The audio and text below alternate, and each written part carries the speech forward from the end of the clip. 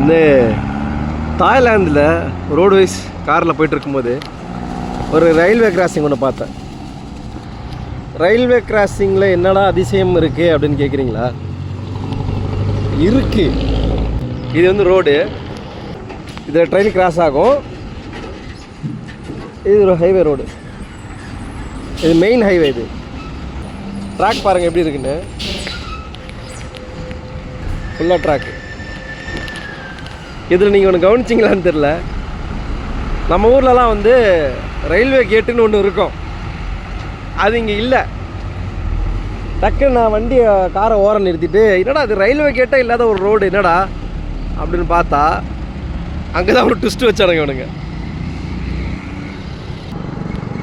தாயில் வந்து ஸ்டாப் அப்படின்னு எழுதியிருக்கா.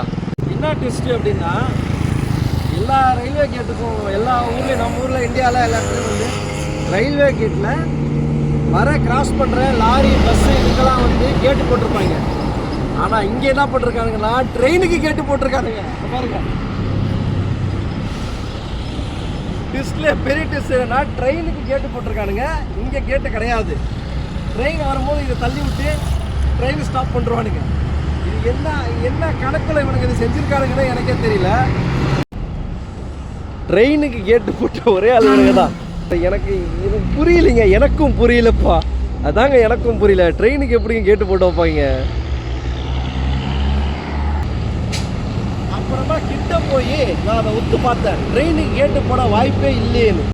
இந்த வண்டியை அந்த பக்கம் தள்ள மாட்டாங்க, இந்த வண்டியை இந்த பக்கம் இழுப்பாங்க, இந்த பக்கம் இழுப்பாங்க, இந்த பக்கம் இழுத்து இந்த ரோடை பிளாக் பண்ணுவாங்க.